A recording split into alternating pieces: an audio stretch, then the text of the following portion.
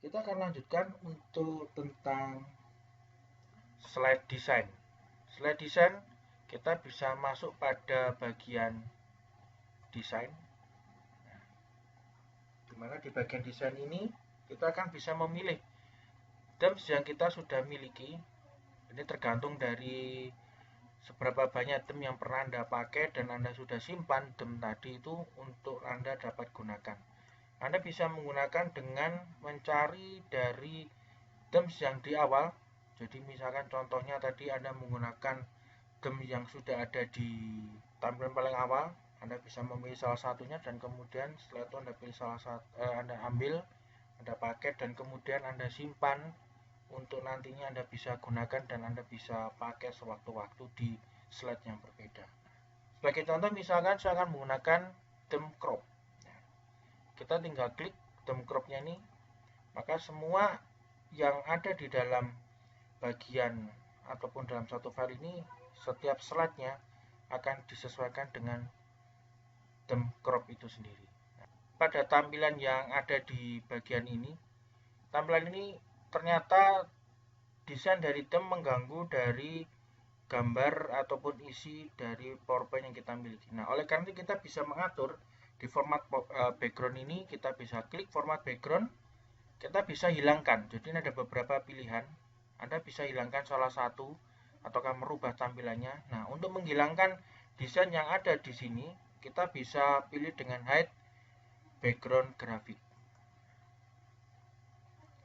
Jadi pada slide ini tidak ada desain yang ada dari themes, bisa diabaikan. Baik, itu adalah hide background grafik. Selain itu Anda juga bisa menambahkan picture, Anda bisa mengganti patternnya dan gradient fill-nya juga Anda bisa atur di bagian ini.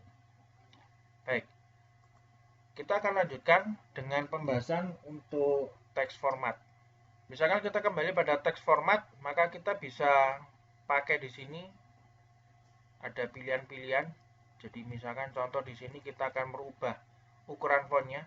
Nah, ini kita upayakan untuk ukuran font yang terkecil adalah 24. Di sini dari themes ini menggunakan 20. Kita bisa ganti secara manual, kita blok, kita ganti menjadi 24. Ini adalah ukuran minimal dari tampilan font untuk di PowerPoint dengan tujuan agar tulisan tetap dapat terbaca pada jarak-jarak tertentu yang cukup jauh.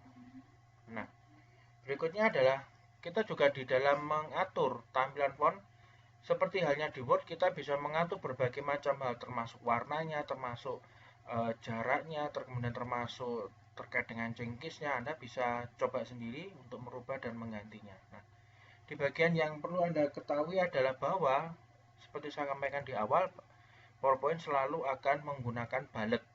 Fungsi bullet sebagai defaultnya, karena namanya PowerPoint berarti bicara tentang point, berarti pasti bicara tentang bullet. Bullet akan otomatis muncul tersetting di setiap themes yang kita pakai. Walaupun yang tadi di awal dalam bentuk yang masih defaultnya tanpa ada desain apapun, itu juga pasti akan langsung muncul tampilan bulletnya secara otomatis. Nah, di bagian yang lain Anda bisa atur adalah adanya line spacing. Line spacing ini kita kalau ingin ubah, nah ini kita bisa ganti di sini. Hanya saja untuk tampilan spacing yang ada di dalam PowerPoint ini agak sedikit berbeda dengan yang ada di Word. Jadi Anda bisa lihat di sini tentang alignment-nya, mau rata kiri, rata kanan, indentasinya Anda bisa atur di sini, bentuknya hanging atau bentuknya first line.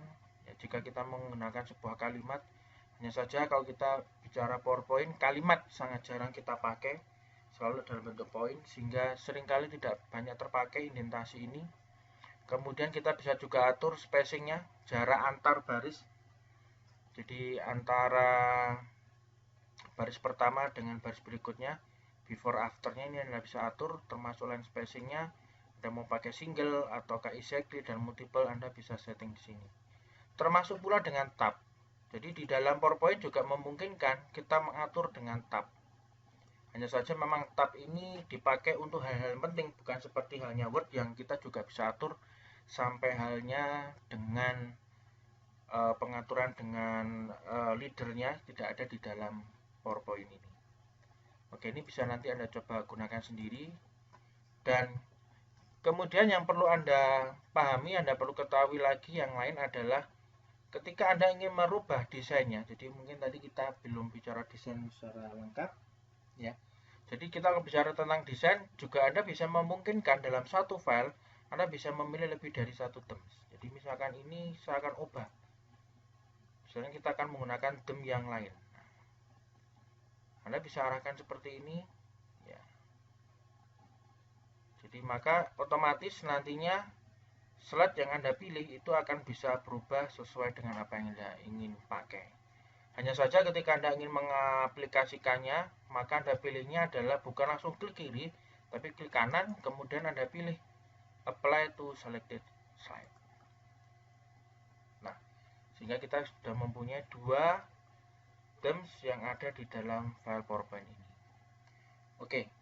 Sampai sini kita untuk pembahasan tentang pertemuan pertama kita, maka sekarang Anda akan mempunyai tugas untuk membuat sebuah tampilan ataukah sebuah presentasi terkait dengan biodata Anda pribadi. Nanti akan saya tuliskan di dalam assignment Anda. Silakan Anda coba buat dan Anda kirimkan tanpa menggunakan animasi. Anda kerjakan dan kemudian Anda upload di dalam aplikasi ataukah di belawima.ac.id. Demikian pembahasan topik pertama kita. Selamat bekerja dan Tuhan memberkati selalu.